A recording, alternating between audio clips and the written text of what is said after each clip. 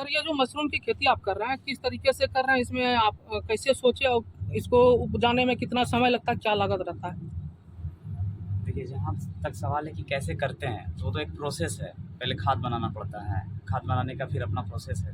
फिर वहाँ से उसको कोल्ड रूम में लाना पड़ता है। कोल्ड रूम में आने के बाद 30 से 35 दिन के बाद तब फिर ये मशरूम देना शुरू करता है। पहला ये है। दूसरा बात आपका रहा सवाल कि लागत। हुँ। तो लागत तो देखिए ये हमेशा समय के हिसाब से बदलते रहता है, क्योंकि ठंड में भूसा हम लोगों को महँगा मिलता है तो उसमें कॉस्ट ज़्यादा आ जाता है। गर्मी में भूसा सस्ता मिलता है तो उसमें थोड़ा-सा रेट का अंतर आ जाता है। तो ये फिक्स नहीं है, लेकिन फिर भी एक एवरेज जो चलता है, तो एवरेज के हिसाब से आप जोड़ सकते हैं कि 150 सवा सौ के आस-पास हमारा बैग का खर्चा आता है। ये जो आप शुरुआत किए मशरूम का खेती, कैसे जी। शुरुआत की? इससे पहले आप क्या करते थे? इससे पहले मैं बिहार शिक्षा परियोजना में सहायक वाणिज्य चिकित्सक के पोस्ट पे काम करता था, असिस्टेंट पोस्ट पे था। तो 2012 में ही मेरा जॉब हुआ था। वही 2016 में 15 अगस्त को प्लानिंग पहले से ही था कि मुझे नौकरी नहीं करनी है, और उसी के अकॉर्डिंग मैं सोच भी रहा था। तो वहाँ जब समय देखे कि 4 साल हो गए, अब हमको घर निकलना है, काम भी करना है, आगे कुछ व्यापार करना है, तो फिर वहाँ से हम घर चले आए। घर आके शुरुआत किए घर पे, छोटे से सीज़नल से ट्रायल लिए, और सीज़नल से करते फिर इस सेक्टर में एंट्री लेने के बाद क्या है कि बहुत कुछ आपको सीखना पड़ता है। तो जैसे-जैसे हम सीखते चले गए, उसके हिसाब से हमें लगा कि नहीं, अब काम को बड़ा करने का समय आ गया है। तो फिर उस काम को हम बड़ा किए, तो आज आप ये कंट्रोल यूनिट देख रहे हैं। पहले एक सीज़नल था जिसमें कि हम सीज़न में उगाते थे सिर्फ़, बाद बाकी टाइम काम बंद रहता था। अभी ये कितने पॉटों में आप तैयार करते हैं इसको?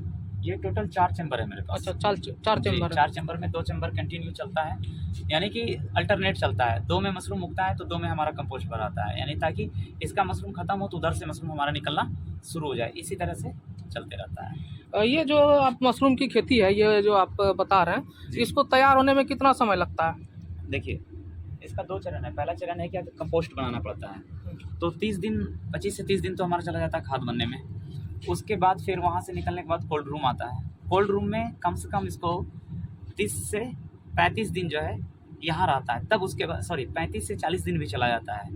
टेम्परेचर पे, एक्चुअली सारा खेल टेम्परेचर पे है, तो कभी-कभी अप डाउन की वजह से 2-4 दिन आगे पीछे भी होता है, कोई बड़ी बात नहीं है। तो जैसे ही 35 से 40 दिन का हिसाब-किताब में, उसके उतना ही ड्यूरेशन में फिर मशरूम निकलना शुरू हो जाता है। तो जब ये मशरूम निकलना शुरू होता है तो 25 से 30 दिन तक ये मशरूम फिर देता है। तो अगर इसका पूरा साइकिल आप देखेंगे तो 90 दिन या 85 दिन ये चलता है। खाद बनना, कोल्ड रूम में आना और आपको मशरूम देख कर के निकलना। अगर और भी किसान अगर ये खेती करना चाहे, मशरूम जी। की खेती करना चाहे, तो उसको क्या लागत आ सकता है? देखिए, ये डिपेंड करता है कि वो किस टाइप का फार्म बनाना चाहते हैं। इसमें लागत का कोई एथी नहीं है। कोई करोड़ों में लगा रहा है, कोई लाखों में लगा रहा है। लेकिन एक चीज़ें हैं जो मैं आपको अभी क्लियर कर दे रहा हूँ कि अगर एसी यूनिट, यानी कि कंट्रोल यूनिट लगाना चाह रहा है पंप पैनल का, तो फिर छोटे पैमाने से काम करने से कोई फ़ायदा नहीं है, क्योंकि देखिए बिजली बिल आएँगी ही आपको, लेबर काम करेंगे ही आपका।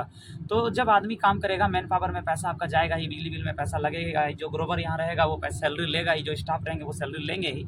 तो फिर अगर बड़े पैमाने पे नहीं करते हैं और आपका मैन पावर ज़्यादा है, तो पैसा आपका डाइवर्ट हो जाएगा, मतलब बँट जाएगा। तो फिर इनकम क्या होगा, आपका कम हो जाएगा। इसलिए छोटे पैमाने से काम करने से बढ़िया है, चाहे तो वो सीज़नल कर ले या नहीं करे। 2 बात।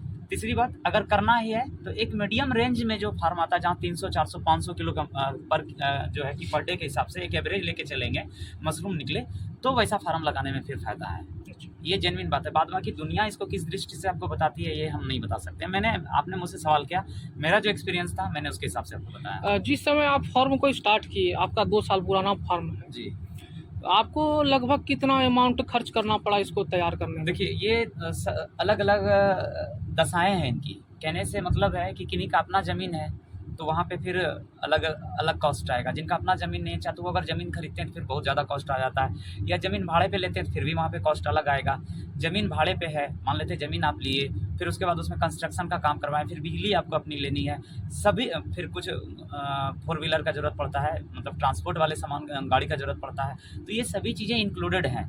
तो देखना ये पड़ता है कि अगर ऑन एवरेज अगर आप लेते हैं, एक अच्छा फार्म लेते हैं, जैसे 400-500 किलो का एवरेज जाएगा, तो 100 एक मतलब कि एक कैसे बताएँ, 1 करोड़ से सवा करोड़ के आसपास का वो खर्च आ जाता है एक अच्छा फार्म लेने में, मतलब सारा कुछ कराने में। आपके जो ये फार्म पे मशरूम का जो उत्पादन होता है, आपके यहाँ प्रतिदिन कितना मतलब लोग जो है काम करते हैं? देखिए, 4 लोग तो ऐसे हैं जो कि इनको यहाँ ही रहना है, परमानेंट? परमानेंट।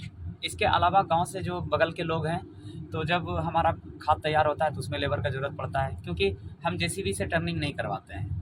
हमारे पास छोटा जगह है तो हम जेसीबी से टर्निंग नहीं करवाते हैं, हम आदमी से मैनुअल करवाते हैं, आदमी के द्वारा पलटाई होता है। तो उस समय 10 लोग 12 लोग का ज़रूरत पड़ता है, और हर 1 दिन के बाद कंपोस्ट पलटाई होता है। फिर उसके बाद टनल बना हुआ है, बंकर बना हुआ है, जहाँ की उसको पास्चराइज्ड किया जाता है, उस समय फिर लेबर का ज़रूरत पड़ता है। फिर उसके बाद बिजाई का समय आता है, यानी कि यहाँ पे लाने का समय, तो उस समय बीज मिलाने के लिए फिर वही उतना ही 25-30 लेबर का ज़रूरत पड़ता है, उस समय लेबर का ज़रूरत है। फिर यहाँ रूम में आने के बाद इसके अंदर का प्रोसेस होता है, बहुत सारा प्रोसेस होता है, टॉप स्पॉनिंग होता है, फिर उसके बाद जा करके कुछ दिन के बाद फिर केसिंग होता है, कवरिंग होता है, यानी कि ये प्रोसेस जो है चलते रहता है। तो अगर आप एवरेज देखेंगे तो 10 से 15 लेबर जो है वो कंटिन्यू आपका रहेगा। फिर मशरूम निकलने लगेगा तो फिर कटिंग के लिए फिर लोगों का ज़रूरत पड़ता है, फिर पैकिंग के लिए लोगों का ज़रूरत पड़ता है, तो वो अप टू डेट उतना लेबर लगता है। हमारा लास्ट आखिरी सवाल रहेगा कि आपका इस फॉर्म से आपको आमदनी महीना का कितना हो जाता है?